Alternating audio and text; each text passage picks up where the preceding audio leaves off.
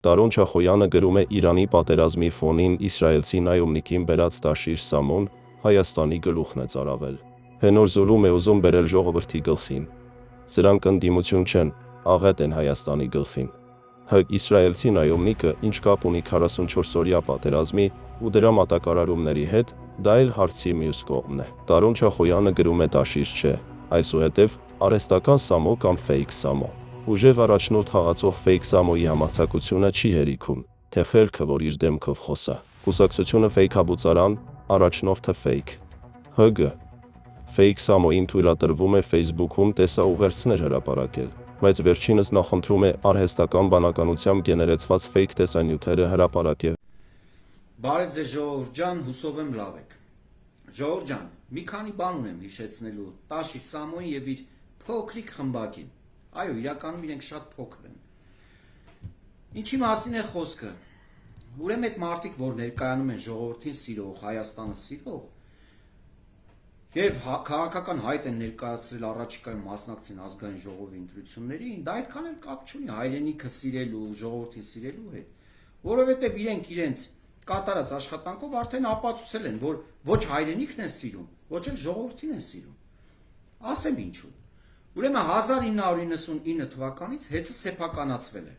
Այդ ժամանակ հոսանքի գինը եղել է 15 դրամ։ Իրենց ողջ կառավարման ընթացքում հոսանքի գինը բարձրացել է եւ հասել է 45 դրամի։ Այսինքն մոտ 120-ից 130% հոսանքի գինը բարձրացրել են, այսինքն այդքան տոկոս ժողովրդի կյանքը դժվարացրել է։ Դա արդյոք կապ ունի հայ ժողովրդի սիրելու եւ Հայաստանը սիրելու հետ։ Եվ իրենք դա ներկայացրել են որպես չփակվող ծախս, բարձրացնել է հիմնավորել այդպես էլի, բայց որևէ ներդրում չենք տեսել հեծի գործունեությունում, ոնց կային փտած սենասյուները ձյութած եւ այլը թեք, լարերը ասենց շքամուտքերում, մարդկանց դռան մուտքերի վերևով անցնող իզալենտերով կապ կպած, այդպես վտանգավոր մարդկանց կյանքին վտանգ սպառնացող իրավիճակը ոնց եղել է 40 տարի առաջ նույն ձևի կա մինչև հիմա փառք ու պատիվ հիմիկվա կառավարչին եւ նոր փոփոխված անձնակազմի այդ ամեն ինչը քիչ-քիչ փոխվում է ու մարդիկ տենում են որ իրոք փոխվում է։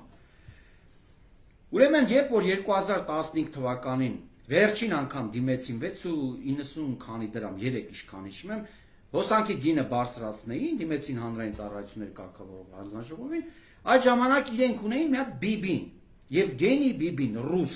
ով կառավարում էր հեծը շուրջ 6 տարի կառավարել է հեծը 2009 թվականից մինչև 2015 թվականը 2015 թվականին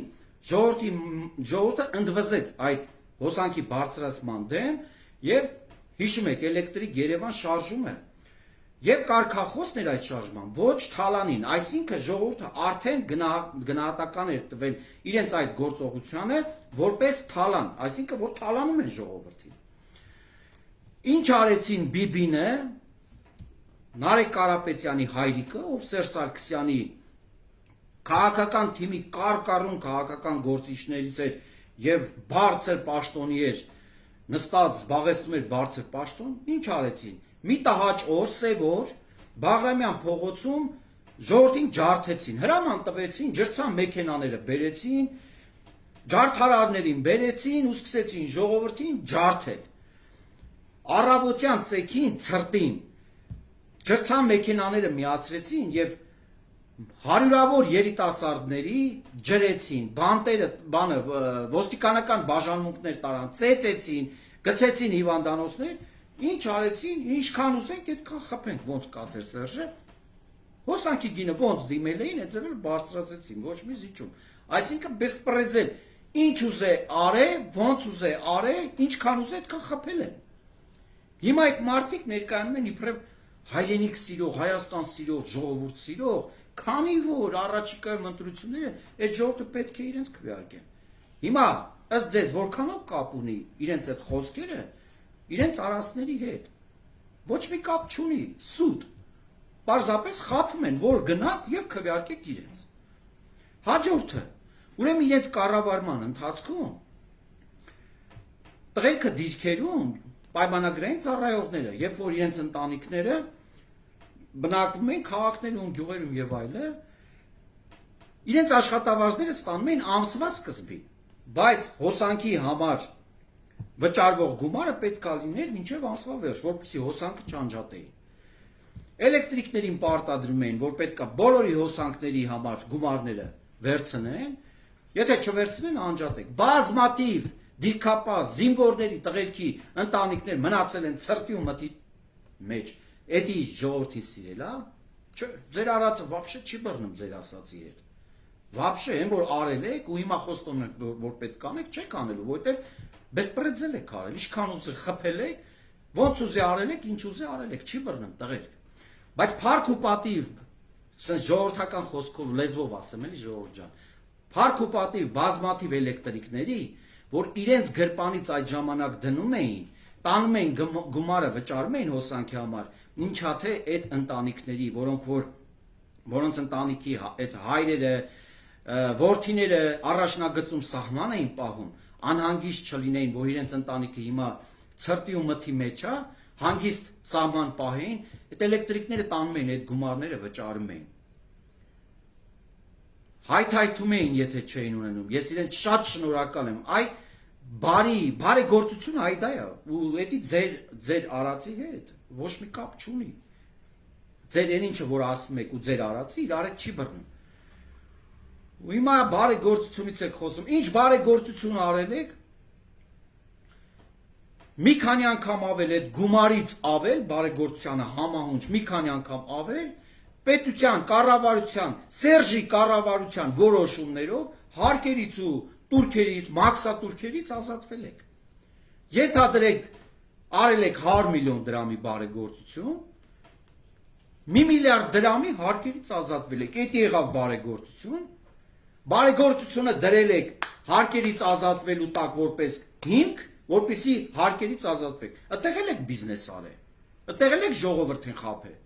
Ու հիմա եկել եք ներկայանում եք, մինչև հիմա էլ դիմում եք կառավարություն, որ ինչա պետությունից մի հատ քյար անեք, էլի քյար։ Քյարի վրա մարդիկ եք։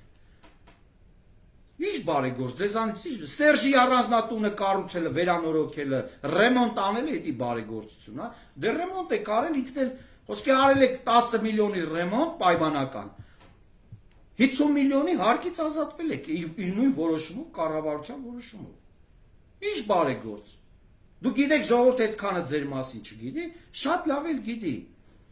Ընտրությունների ժամանակ, այն ինչը որ հիմա ասում եմ, եթե իմ ասածները սուտ լինի, դուք հաղթելու եք, եթե ճիշտ լինի, հնարավոր է որ նաև դուք շեմը չհաղթարեք։ Հնարավոր է եւ այդպես փողով կարողանաք էլի կան անուղեղներ, որ կարաք խափեք փողով, քաշեք ձեր շարքերը, գնամ ձեզ քվեարկեն։ Մենք շատ լավ գիտենք դուք ով եք։ Ժողովուրդը գիտի, իրականում գիտի, իր մաշկի վրա զգացել է, դուք ով եք։ Դուք ոչ հայրենիք սիրելու հետ կապ ունեք, ոչ ժողովրդի սիրելու հետ կապ ունեք։ Իրականում ոչ էլ բարեգործության հետ կապ ունեք։ Բարեգործությունն էլ է ձեր համար եղել բիզնես։ Այդ ամեն ինչը սաղ կա։ Այդ ամեն ինչը սաղ արխիվներում, կառավարությունում կա։ Հենց որ չեք կարող խափեք ժողովրդին։ Շարունակեք խափել, ու ինչքան խափեք, այդքան ավելի է ձեր ազգային ժողովում չանցնելու շանսերը մեծանալու։ Ստեսություն։